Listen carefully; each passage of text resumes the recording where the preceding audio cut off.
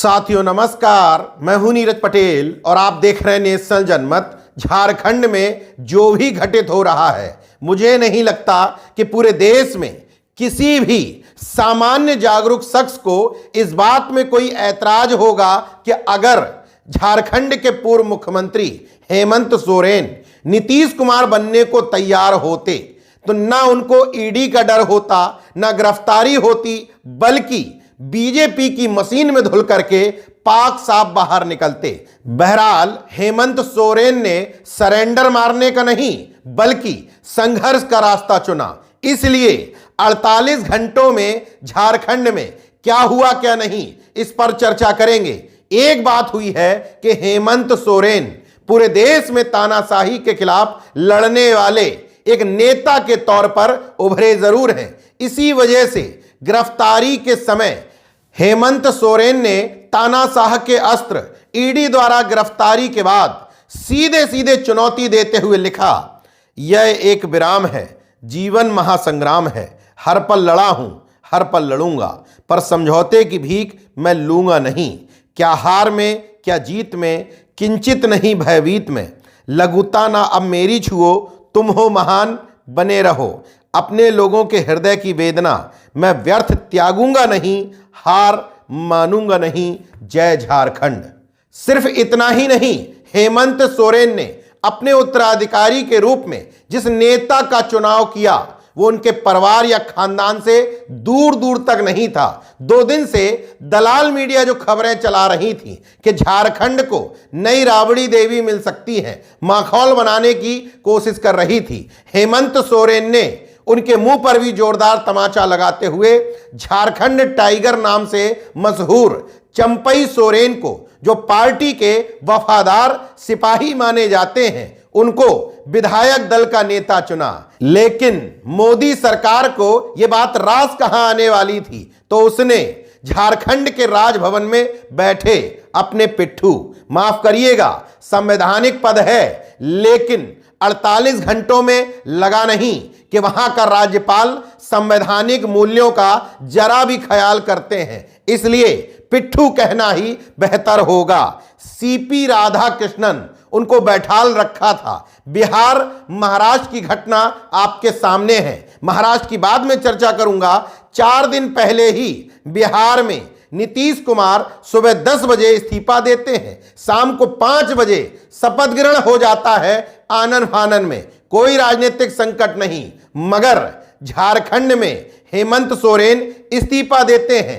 चंपई सोरेन 47 विधायकों का समर्थन पत्र राज्यपाल को सौंपते हैं, कहते हैं हमें निमंत्रण दीजिए, हम सरकार बना सकें। मगर राजभवन खामोश हो जाता है क्योंकि बिना आका से परमिशन मिले ऐसा नहीं किया जा सकता था। फिर से चंपई सोरेन पत्र लिखते हैं कि अब तो आमंत्रित करिए, तो मजबूरन शाम को 5 बजे मिलने के लिए बुलाया जाता है। विधायकों की परेड करवाना चाहते थे चंपई सोरेन, साफ इनकार कर दिया गया।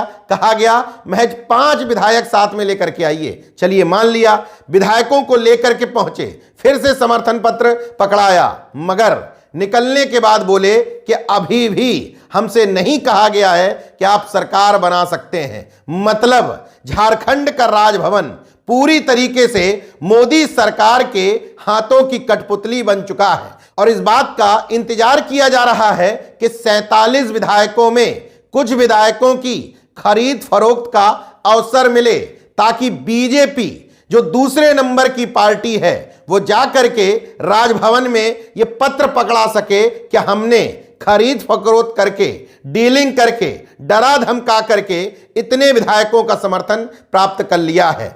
अगर ऐसा नहीं है तो क्या वजह है? महाराष्ट्र में इससे भी खराब स्थिति थी, इसलिए क्योंकि मुख्यमंत्री और कोई था, विधायकों को लेकर के कोई और भागा था। इसके बावजूद कब्जे में लिए हुए विधायकों को लेकर के एक नया शख्स राजभवन पहुंचता है, आनन फानन में उनका शपथ ग्रहण करवा दिया जाता है। तो फिर झारखंड में ऐसा क्यों नहीं?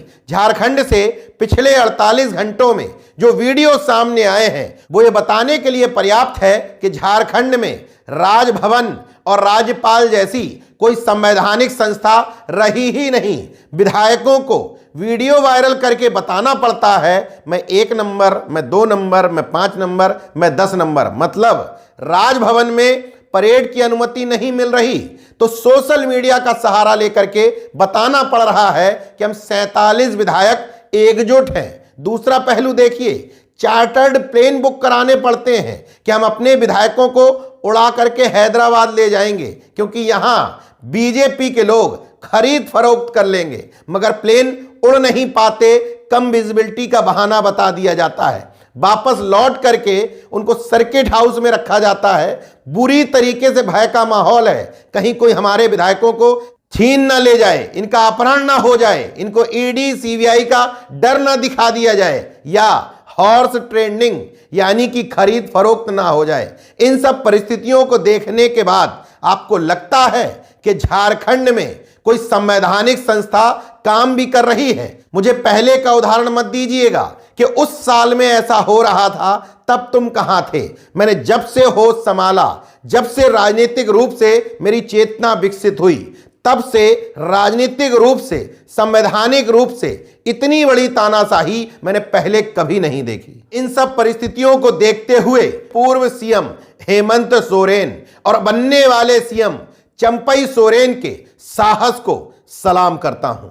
देखते रहिए नेशनल जनमत, जागरूक और सजग बने रहिए। जय विज्ञान, जय संविधान, जय लोकतंत्र। धन्यवाद।